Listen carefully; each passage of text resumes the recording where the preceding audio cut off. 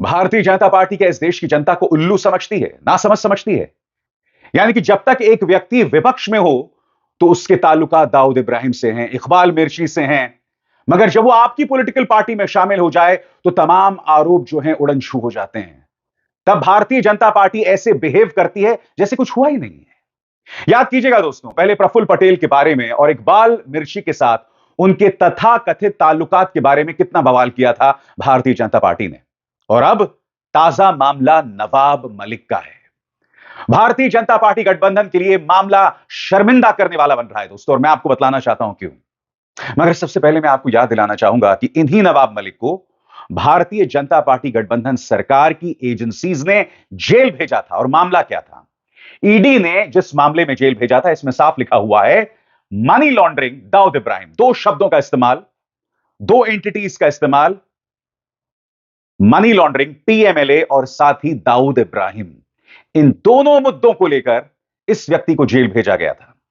याद कीजिएगा क्या क्या नहीं कहा करते थे देवेंद्र फडणवीस इनके बारे में, और क्यों इस व्यक्ति को जेल भेजा गया था। क्योंकि आपको याद होगा दोस्तों, क्योंकि ये नवाब मलिक ही थे जिन्होंने आर्यन खान मामले के दौरान भारतीय जनता पार्टी, उसके नेताओं के बेटों और इन तमाम मामलों में उनकी पोल खोल की थी। नतीजा, इस व्यक्ति को ईडी और दाऊद इब्राहिम के मामले में फंसा दिया जाता है और उन्हें जेल भेज दिया जाता है। आज आदित्य ठाकरे सवाल पूछ रहे हैं एकनाथ शिंदे से भी और भाजपा से भी। वो पूछ रहे हैं क्या हुआ? दाऊद इब्राहिम की बात तुम किया करते थे, इकबाल मिर्ची की बात किया करते थे, और यही नहीं, आदित्य ठाकरे एकनाथ शिंदे को भी याद दिला रहे हैं कि किस तरह से तुम मेरे सामने आकर रोए थे कि मुझे बीजेपी के दामन में जाकर, बीजेपी की गोद में जाकर बैठने दो, वरना वो लोग मुझे जेल भेज देंगे। सुनिए आदित्य ठाकरे किस तरह से हमलावर हैं। नहीं, इस पे एकनाथ शिंदे जी जवाब दे, क्योंकि वो दाऊद के पार्टनर को गले नहीं मिल सकते थे, किसी जो दाऊद से संबंध है उसके बाजू में नहीं बैठ सकते थे। फिर इकबाल मिर्ची का क्या हुआ, फिर दाऊद के पार्टनर का क्या हुआ, ये एकनाथ शिंदे जवाब दे। क्योंकि ये सारी जो बातें उन्होंने की थी तब वो सिर्फ खुद के स्वार्थ के लिए थी और खुद को जेल में नहीं जाना था, इसलिए उन्होंने पलटी खाई, भाग के गए थे। एकनाथ शिंदे ही नहीं दोस्तों, आज देवेंद्र फडणवीस जो हैं वो शर्मिंदा हो रहे हैं। 2021 का उनका एक बयान एक बार फिर वायरल हो रहा है और अघाड़ी गठबंधन के नेता उसी बयान का हवाला दे रहे हैं जिसमें उन्होंने नवाब मलिक के बारे में कहा था कि तुमने जो मुझ पर हमला किया वो तो फुस निकला, अब तुम देखो दिवाली के बाद मैं तुम्हारा क्या हाल करता हूं, कैसा बॉम्ब फोड़ता हूं। दरअसल एक तस्वीर को लेकर विवाद हुआ था जिस पर प्रहार किया, और उसके कुछ ही दिनों बाद नवाब मलिक को गिरफ्तार कर लिया गया था। देखिए उस वक्त देवेंद्र फडणवीस ने कहा क्या था। ये पूछना चाहता हूं कि किसी तीसरे आदमी के साथ फोटो आने से अगर बीजेपी का ड्रग कनेक्शन बनता है तो राष्ट्रवादी कांग्रेस के मंत्री नवाब मलिक, इनके साथ रहने वाले उनके जवाई, इनके घर में गांजा अगर, या इनके पास गांजा अगर मिलता है तो इस रेशियो से पूरी राष्ट्रवादी कांग्रेस पार्टी यही ड्रग्स की किनपिन होनी चाहिए। लेकिन मैं ऐसी बातें करता नहीं हूँ। वो हिंदी में कहते हैं खिसियानी बिल्ली खंबा नोचे, इस प्रकार की अवस्था नवाब मलिक की हुई है।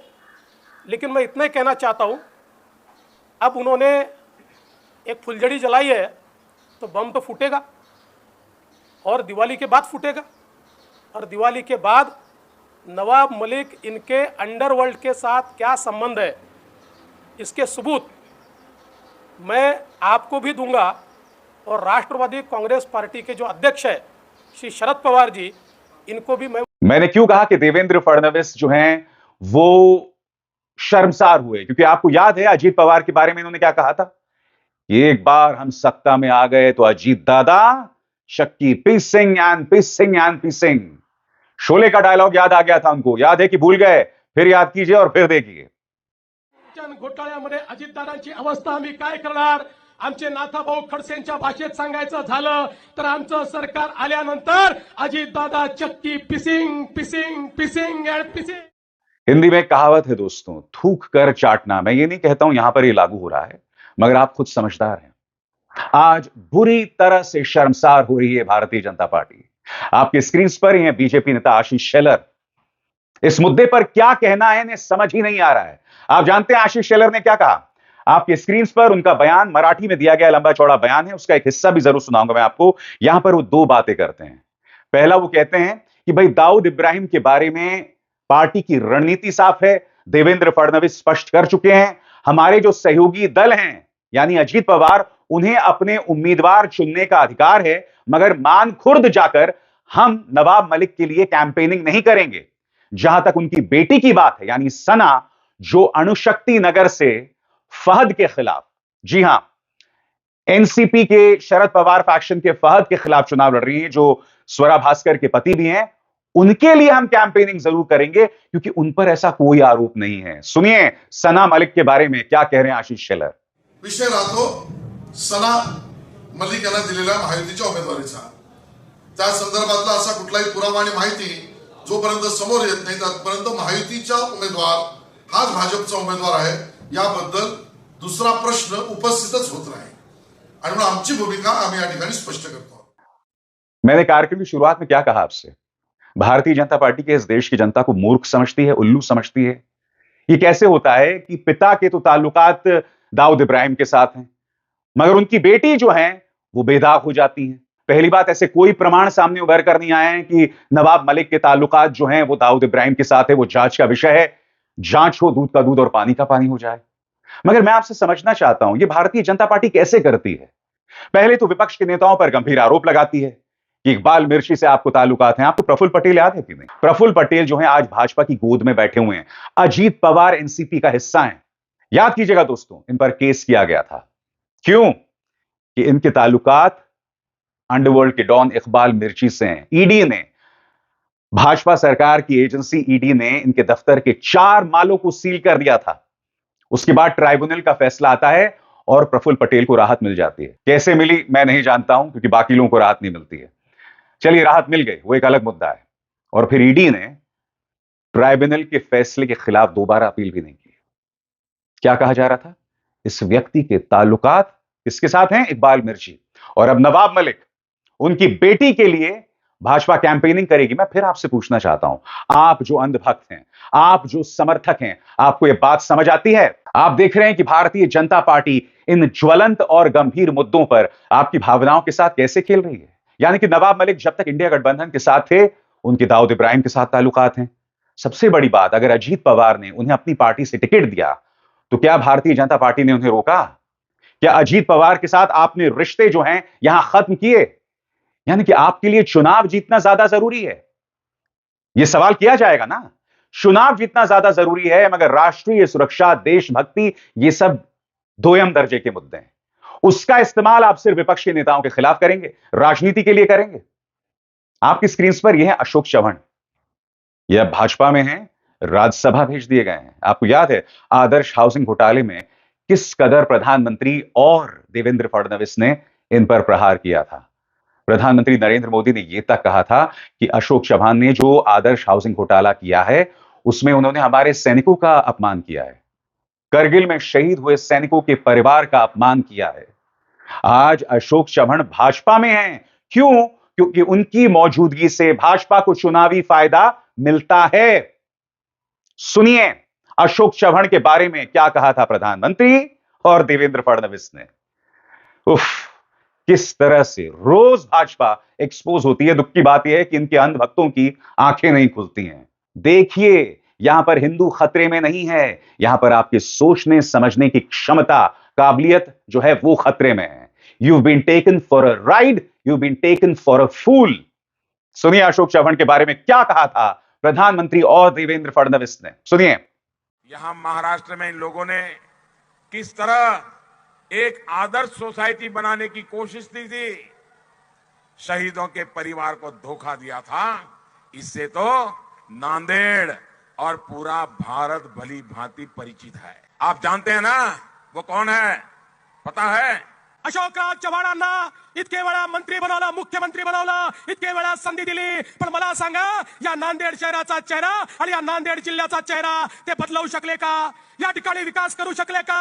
बंधू भगिनींनो, ते याकरता विकास करू शकत नाही। याचं कारण तुम्ही बघा, ते लीडर नाही आहेत। अशोकराव लीडर नाही आहेत, अशोकराव डीलर आहेत।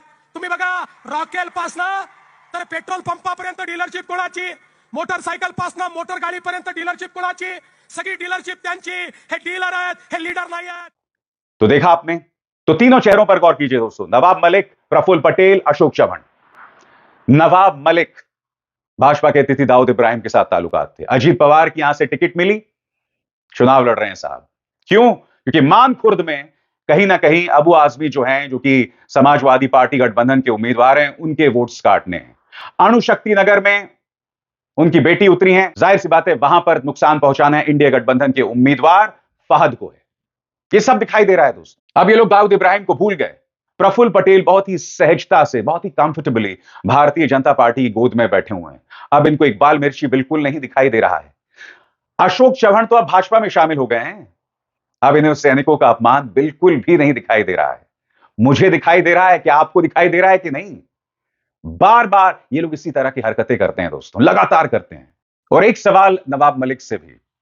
नवाब मलिक बहुत बड़े बड़े दावे किया करते थे।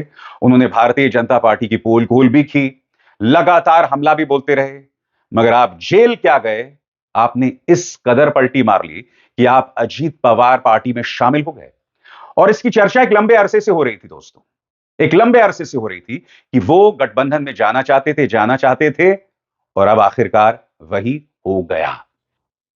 भारतीय जनता पार्टी के लिए सिर्फ एक चीज मायने रखती है, जीतना है। और यहां पर नवाब मलिक की जो अवसरवादी राजनीति है वो भी सामने उभर कर आ जाती है, जो बहुत ही शर्मिंदा करने वाली बात है। कल का दिन दोस्तों देखा जाए तो भारतीय जनता पार्टी गठबंधन के लिए कोई बहुत अच्छा दिन नहीं था। मैं आपको एक वीडियो दिखाना चाहता हूं दोस्तों। यह वीडियो है पालघर से विधायक श्रीनिवास वांगा का। ये रो रहे हैं, देखिए किस तरह से रो रहे हैं और क्यों रो रहे हैं, इसकी मैं चर्चा करूंगा। देखिए रिपोर्ट हे आहे आणि हे कारण देऊन मला त्यावेळेस पण डावडलं, तू थांब. तर मी थांबला प्रामाणिकपणे. प्रत्येक वेळेस गावीत आज जेव्हा जेव्हा माझी चांगली संधी येते, मतदारसंघात चांगलं काम केलं आणि अशा संधी मला डावडलं.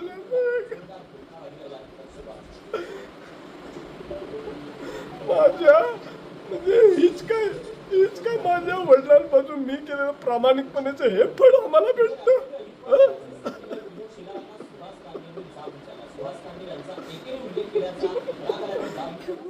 दरअसल पालघर से इन्हें टिकट मिलना तय था, मगर होता क्या है, भारतीय जनता पार्टी के एक नेता हैं राजेंद्र गवित, वो बीजेपी छोड़ते हैं और एकनाथ शिंदे पार्टी में शामिल हो जाते हैं, और फिर पालघर से उन्हें टिकट दे दिया जाता है। आज ये रो रहे हैं, मगर बात यहां तक सीमित नहीं है। श्रीनिवास वांगा गायब हो गए हैं। श्रीनिवास वांगा गायब हो गए हैं, और जब वो रो रहे थे तो रोते रोते ये कह रहे थे कि मुझसे बहुत बड़ी गलती हो गई। उद्धव ठाकरे तो भगवान समान हैं, एकनाथ शिंदे जो हैं वो अपने पार्टी के नेताओं को संरक्षण नहीं दे सकते हैं। यह मुद्दा बहुत बड़ा बनते जा रहा है। और यह मुद्दा क्या है? उन्होंने रोते रोते पत्रकारों से क्या कहा आपकी स्क्रीन पर, मैंने शिंदे गुट में शामिल होकर बहुत बड़ी गलती की। उद्धव ठाकरे देवमानुस यानी भगवान जैसे हैं। श्रीनिवास के परिवार ने दावा किया कि विधायक की मानसिक स्थिति चिंताजनक है। उन्होंने लापता होने से पहले बातचीत करना और खाना खाना बंद कर दिया था, और रो रहे थे, अपनी जान को नुकसान पहुंचाने की भी धमकी दे रहे थे। यह बहुत चिंताजनक बात है दोस्तों। और जब मैं ये शो रिकॉर्ड कर रहा हूं तो वो अब तक अपने घर नहीं लौटे हैं। कहां है श्रीनिवास वांगा? स्वाभाविक सी बात है, यह बात और यह मुद्दा एकनाथ शिंदे के लिए बहुत बड़ी चिंता का सबब है। इस बारे में और क्या जानकारी मिल रही है आपकी स्क्रीन पर। एकनाथ शिंदे के नेतृत्व वाली शिवसेना द्वारा पूर्व सांसद राजेंद्र गवित को पालघर से उम्मीद बनाए जाने के 2 दिन बाद वहां के मौजूदा विधायक श्रीनिवास वांगा लापता हो गए हैं। पुलिस फिलहाल उनकी तलाश कर रही है। रिपोर्ट्स के मुताबिक शिवसेना विधायक से 20 घंटे से ज्यादा समय से संपर्क नहीं हो पाया है। बताया जा रहा है कि विधायक की स्थिति के बारे में जब सीएम शिंदे को पता चला तो उन्होंने श्रीनिवास की पत्नी से संपर्क साधा। श्रीनिवास वांगा लगातार रो रहे हैं, और जाहिर सी बात है कि राजेंद्र गवित को जो टिकट दिया गया है इसे उन्होंने अच्छे से नहीं लिया है। मगर ये तो हर तरफ दिखाई देता है दोस्तों कि भारतीय जनता पार्टी किस तरह से अपने सहयोगियों को बुलडोज कर देती है। क्योंकि स्वाभाविक सी बात है, जब हाथ में छड़ी हो, जिस छड़ी से बड़े बड़े नेता डर जाते हैं, चाहे नवाब मलिक हो, चाहे एकनाथ शिंदे हो, चाहे अजीत पवार हो, चाहे नारायण राणे हो, चाहे छगन भुजबल हो, तो फिर ये कदम तो उठाया ही जाएगा। यकीनन दोस्तों, ये दोनों मुद्दे भारतीय जनता पार्टी के लिए पिछले 24 घंटों में शर्मिंदा करने वाले साबित हो रहे हैं। और महाराष्ट्र की सियासत गरमाने लगी। और जैसे मैंने वादा किया था दोस्तों, महाराष्ट्र की सियासत से जुड़ी पल पल की जानकारी मैं आप तक पहुंचाता रहूंगा। अभिसार शर्मा को दीजिए इजाजत। नमस्कार।